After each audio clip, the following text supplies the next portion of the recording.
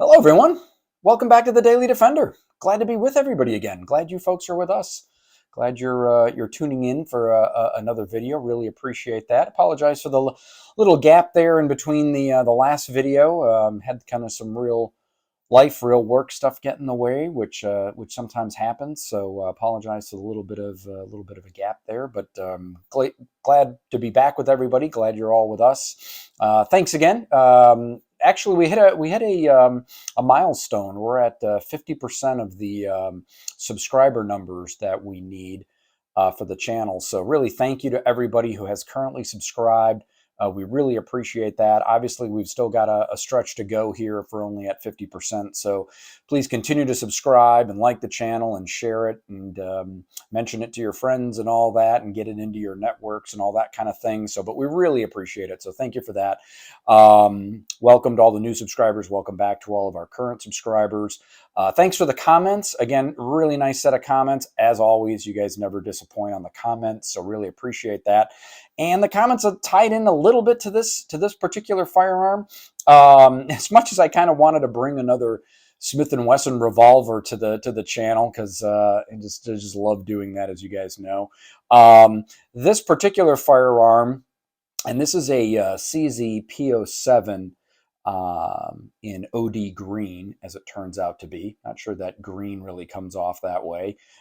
Actually doesn't really come off that way in person. It's a little off color for me for OD green, but not very dark, a lighter shade, if you will. But this is a firearm that for me has bounced on and off of my radar for, I have to say, at least the better part of 5 years, and it might be closer to 9 or 10, believe it or not.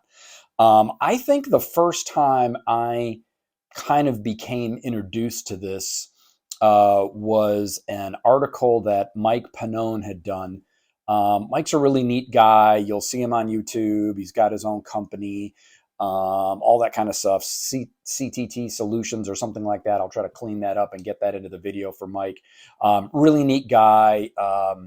Marine special operator, Delta Force guy, then stands up, or is part of the group that stands up the Air Marshal's service and all that stuff. And I'm a big proponent of what he has to say, and I listen to what he has to say, and I like what he's been able to do, taking his knowledge base and what he has experienced at a very, very high level for our country, and has been able to get it into the civilian market in a very just common sense good way, I guess, is the easiest way to state that. But like I said, if you don't know Mike or don't have any connection to some of his videos or articles, please check it out. But he had done a article on this, and there's an associated videos as well. Again, about 10 years ago. I think it goes back to 2013.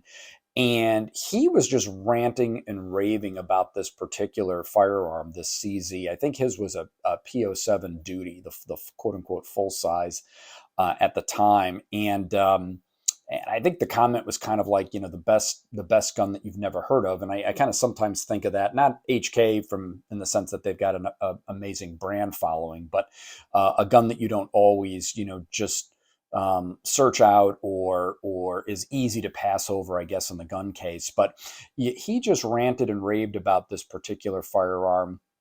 And I had acquired a few CZs over the years. I had the 75, I had the Rammy, and it kind of, some worked, some didn't work for me, didn't check all the boxes. Nothing wrong with the firearms. I don't own them anymore.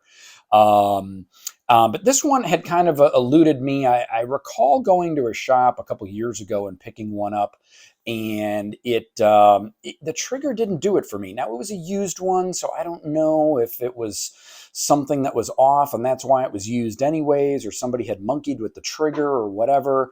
But I had come across the CZ again, or maybe I can't remember how this happened most recently. I think maybe I came across this actual article again, or a video from Mike Pannone on these firearms. And I happened to be in a shop that I frequent quite a bit, and they had this one, now brand new, in this OD green.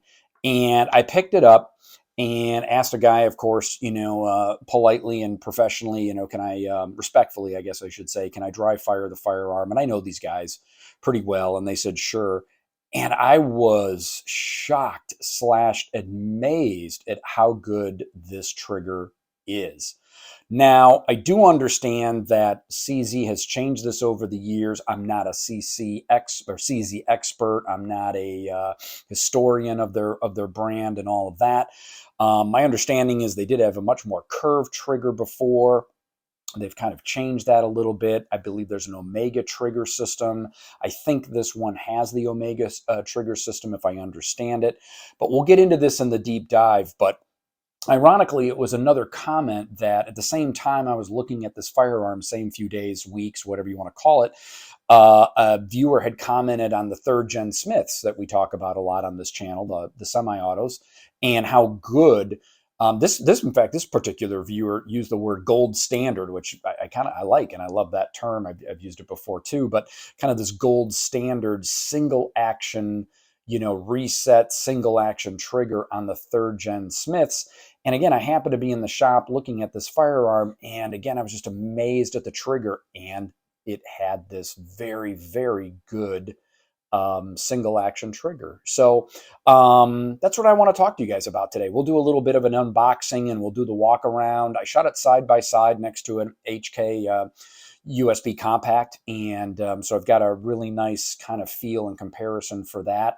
And so yeah, we'll talk about that, what I like and dislike about it, of course, and yeah, let's get right into it. So let's get into our CZ P07. Right. So as I just introed, this is our CZ P07, basically a compact version. And as I was describing in that intro, and it was a little bit longer, but I really kind of wanted to explain to you how I had kind of come across this firearm, but how it also had kind of eluded me over the years. And that illusion, or that missing over the years, I think is just other things just jumped in front of it. It was too easy for something else to jump in front of it, something else that was a little bit shinier, a little newer, brighter, whatever, whether it's a 229 Legion or a this or a that or this or a that. And HKs, more recently over the past several years. But it's a firearm that, if nothing else out of this video, I want to impress or implant in all of you that it is just a very, very good firearm at a price point that is, right basically at an entry level Glock. And it really is associated, I think, in size, and we'll talk through that, as I kind of state, as a hammer fired kind of, Glock alternative or Glock killer. Depending on what you're trying to strive for. But one of the other things I still wanted to touch on, or come back to touch on, was Mike Pannone. And I'm not trying to overdo necessarily this comment about Mike Pannone, but I wish actually he would put more stuff out. He's really got some very sound concepts about firearms and self-defense and training techniques, etc. And one of his is the double action, single action. I'm a proponent of that for concealed carry, civilian concealed carry. He has expressed his belief in that, as well as some other instructors have. In fact, Mike Pannone may have been one of the very first people that kind of got me thinking a little bit about getting back into a DA/SA platform for self-defense, because there's an inherent safety factor there. But at any rate, that's really how this firearm made it on my radar screen. And finally it's made it into the fold, and I'm just so pleased with it. And again, that's kind of what I want to talk to you guys about. So and there's a lot to unpack here, so forgive me if I'm kind of jumping around again a little bit, but it is a really fun one to talk about, and there's a lot of things that I do kind of want to go over. Again, not a CZ historian, or really a huge understanding or follower, I should say, of their brands and platforms. So But again, this '07 has been on my radar screen for a while. Basically, my understanding, and it does have the Omega trigger system. I triple checked that; it does have that. And these were introduced in 2009, and then in 2014, so not too many years later, they realized that they needed to do a facelift with this firearm. And this firearm, of course, is safe and clear, but we'll do that as always. A number of things that they had done with this, from a facelift standpoint, I should say. They had tried to smooth out a lot of the sharper and coarser edges. They had provided a removable back strap to change the grip profile, and also added front serrations. And I think the Omega trigger system maybe had come in at that point too. So a number of different things that they realized that they had a very, very solid platform in '09. In 14, they made a nice facelift. In 18, they bring out this OD green. I personally had not seen it very much. In fact, I was really on the hunt for a black one, quite frankly. Um, excuse me, allergy season here. But this OD green was kind of cool, and it was the only one left in the shop. And as I commented in the intro, the trigger was amazing. So I was fine with it. I'll take the one that they have.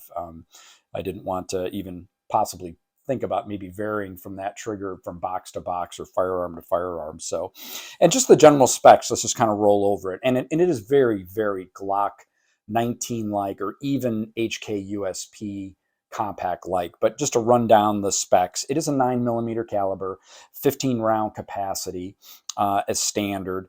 My understanding is it also does take the P10 magazine, so I believe there's some higher capacity magazines there that can be used. Its weight is about 27.7 ounces, so about 27, 28 ounces compared to a Glock, which is lighter, around 23 or 24 ounces. Interestingly enough, the height is almost identical at right around 5 inches. Length is identical if all the measurements are correct, 7.2. I find that interesting because this has got a bit of a beaver tail here. So, and I just took these off spec pages. Barrel is 3.75 inches on the CZ. It's a little over 4 on the Glock 19, and then the width of the firearm at its widest point is 1.46 on the CZ, and only 1.26 on the Glock. So, but I'll tell you, in the hand and just kind of physically holding it, it is very, very Glock 19 like size. So, if that's helpful for you guys. So, and I do have a HK USP here, and of course it's unloaded as well. And just kind of putting that side by side, and we'll talk a little bit about some of the comparisons here too. Might be easier maybe if we do this. I don't know. Yeah, it's kind of hard for me to do that over, but I'll assure you the sizes are very similar. Obviously, a different design criteria, and we'll talk about that, how the inner rails on the CZ are. But physically very, very similar to this, because of course this is very similar to a Glock 19. But we'll come back to that at the end, just as a kind of a review of the shooting side of it.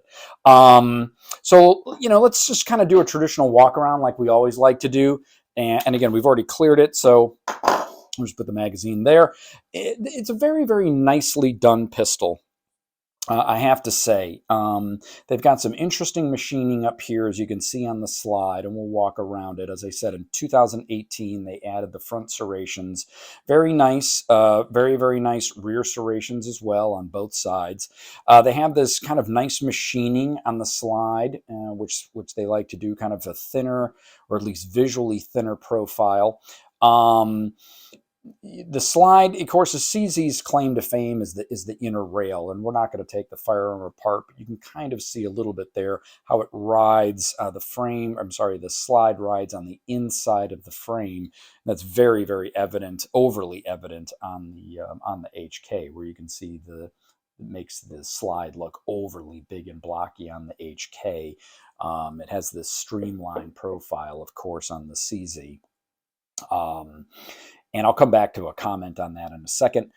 We've got metal 3-dot sights on this. There is a little bit of a shelf here. maybe just enough to warrant, you know, a one-handed manipulation there, just enough. What's very interesting about these sights is they're white 3-dot, but they're actually phosphorescent. So going back to the video I'd done a few weeks ago on the glow in the dark, if you will, sight paint, these are performing exactly like that paint. I tested they're exactly the same almost. They basically are only picking up very, very light ambient light. You really need an overhead room light like we have here in this particular room in the studio. To kind of grab any and get them at all kind of functioning.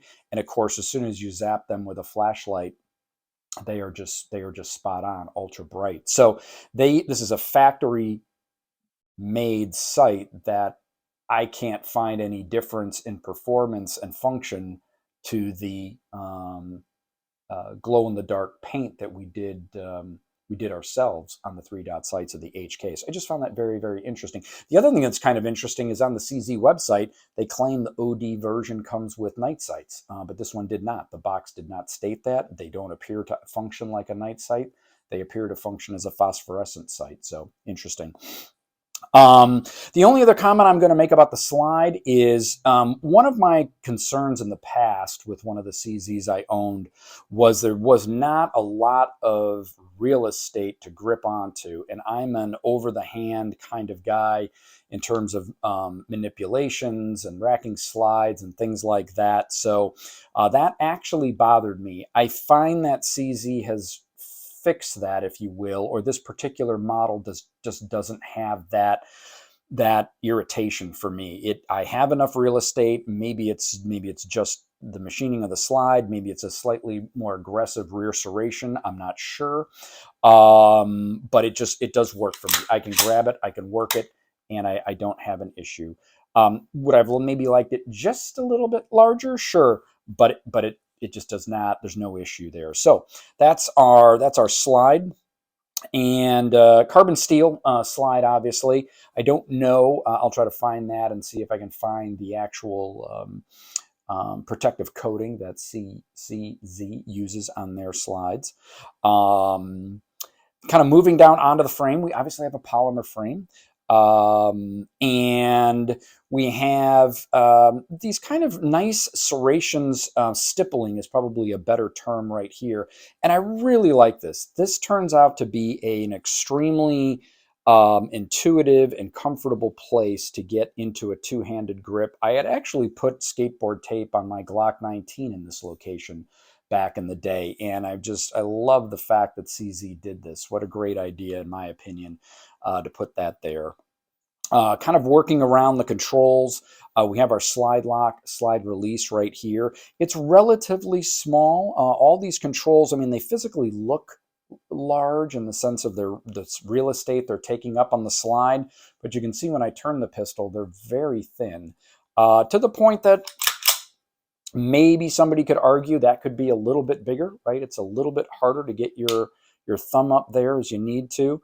May even have to adjust your grip a little bit. Again, I'm more of an over-the-hand type of guy, so that doesn't really bother me that much. You do have an ambidextrous decocker, and it is a decocker as standard. I'll show you in a minute when the case and the deboxing, what comes in the case.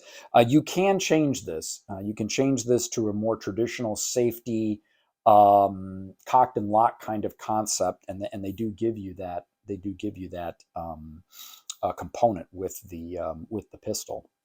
Working down the frame, we have a traditional pick rail here, which is nice. A little bit of a larger squared off trigger guard. Pretty nice undercut here. I would consider that maybe an oversized or certainly large mag release right there. You've got a beaver tail here, which is nice. It's not overly large and not overly, large or curving up. So from a concealed carry standpoint, that's nice. You have a little bit of a detent here for you to get up onto your thumb in your traditional grip, which is very nice. Again, you've got a little undercut here. Extremely comfortable. Again, I've got a medium to small size hands, as I always mention in the video. And this grip is very, very nice. There's another reason that this pistol wound up in the fold or in the stable, because it's just one of these that you pick up and you're like, wow, that just fits in my hand. And to the point where I found it just, again, so drivable, so nice. Again, I kind of cut my teeth on a Glock 19. So that feeling of an extension of your hand and driving it to the target and not feeling overly large, like I've talked about before, and some full-size firearms that I've had. Great. Just a great balance and size. Can't say anything any more to it than that. You've got some fairly decent checkering, stippling here. This is a little, it's okay.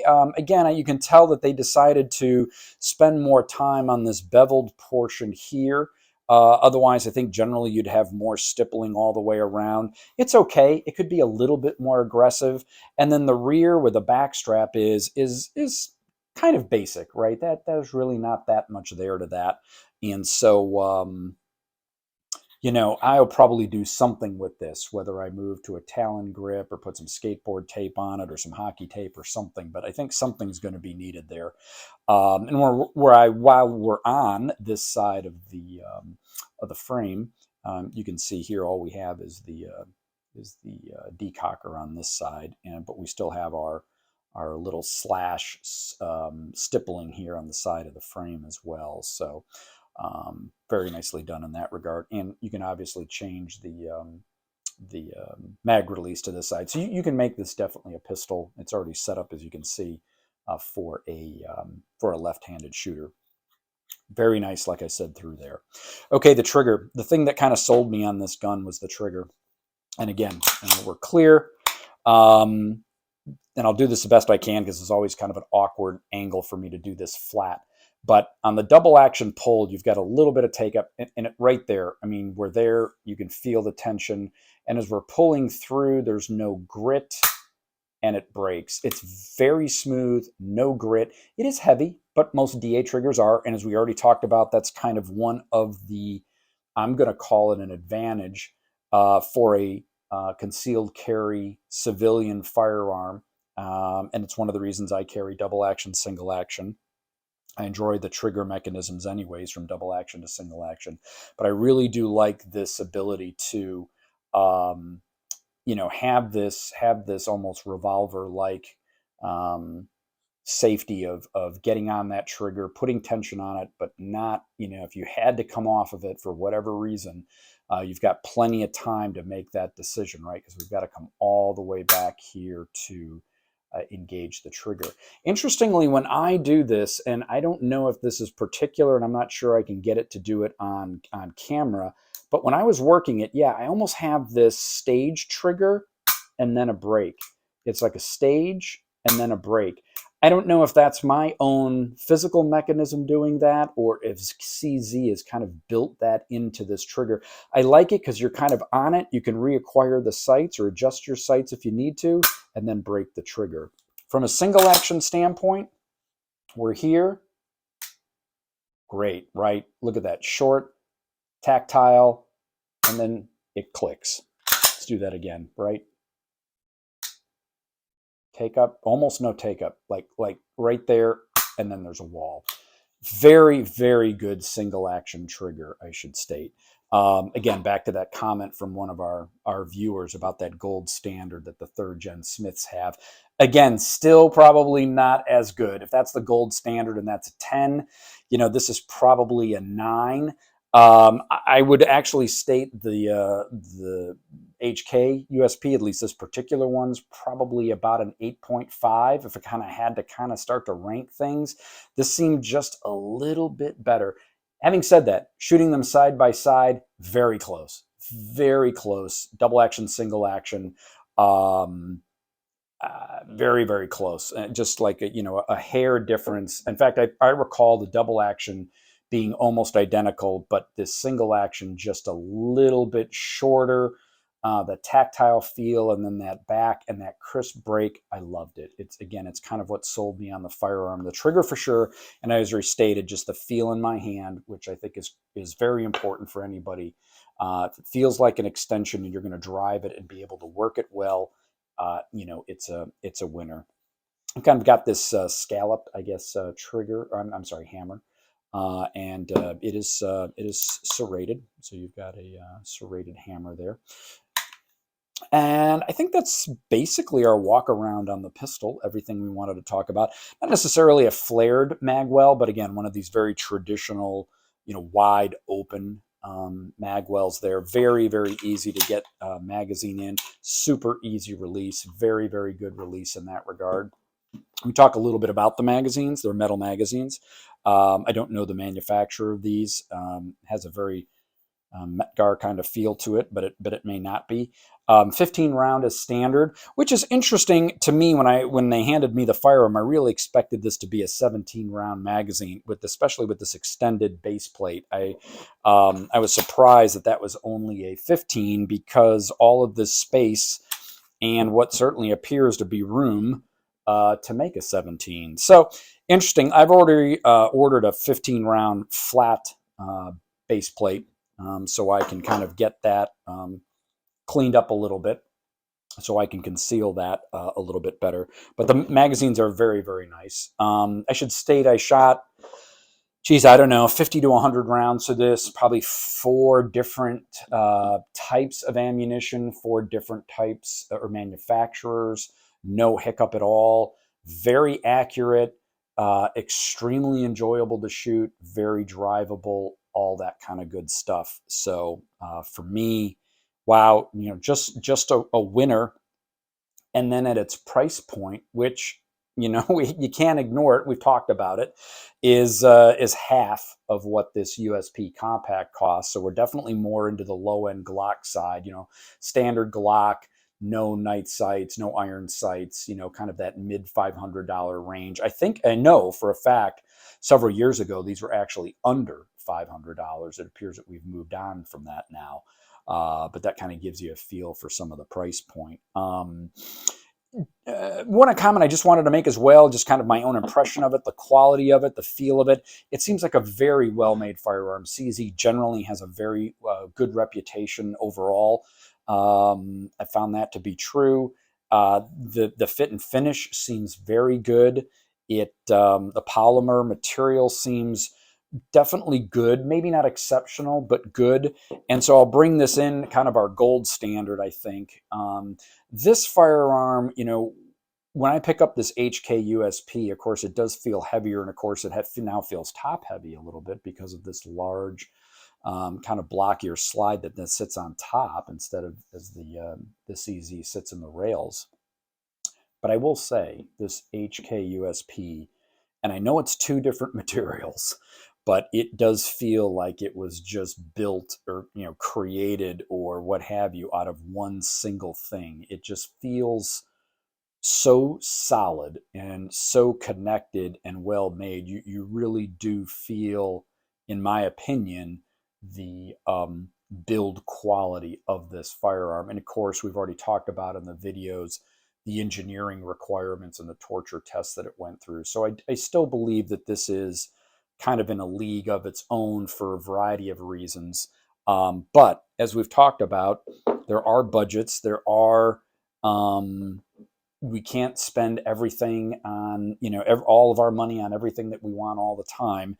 And I have to say, I'm just so pleased with this firearm. And at that price point, if you're looking for a double action, single action firearm, 15 rounds, that is a Glock 19 like, wow, I'm not sure what else is out there of this quality. CZ, again, we know they're building a quality firearm with that trigger and with, a very, very good endorsement from Mike Pannone as well. So very, very interesting firearm. Really, really enjoyed it. I hoped I would. It did everything in the store, that you want it to. Again, in terms of when I'm assessing things, just great. I do want to kind of show what's in the box and talk a little bit about that. So basically, you get this plastic box here, and we'll just kind of do this as neatly as we can. Kind of got a nice CZ logo there. You guys have probably seen these before. It's actually got a kind of a three lock system here. There's 2 there and 1 there, and what do you get in the case? Obviously, you receive the firearm and two magazines. So you've got two of these, at least on the OD green one. And I did read on the CZ website that they actually even make a disclaimer that through the course of the year, different production runs and option lists are done. And so, again, this one has the two 15 round mag, larger base plate, and these kind of phosphorus luminescent style sights. I'll come to these two components in a minute. You get a simple yet there's a small cleaning kit here with a rod and a brush, which is nice. You get of course, a gun lock. You get a warranty card, and you get the CZ manual. I have to say, I am not a big manual guy. This did not impress me. I found it cumbersome to find things. I didn't think it explained things overly well.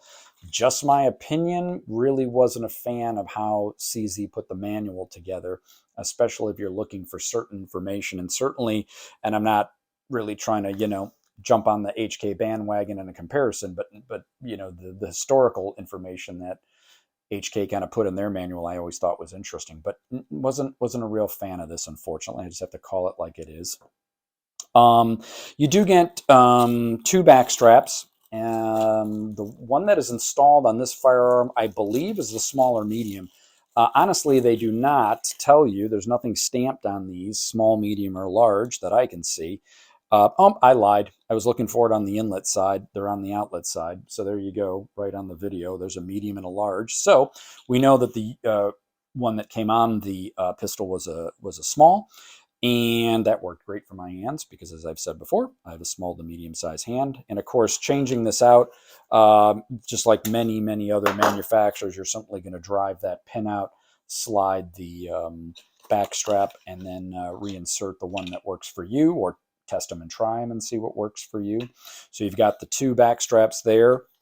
You then get this, and again, I could not find a good description of this in the manual, but I know from reading and doing some research that you get some other parts here that allow you to convert this from just the decocker into a safety, and allow you to kind of do the cocked and locked kind of thing if that's what you want to do with it. So you have that, and I believe these are also additional parts for that, but again, not explained in the manual, at least that I saw.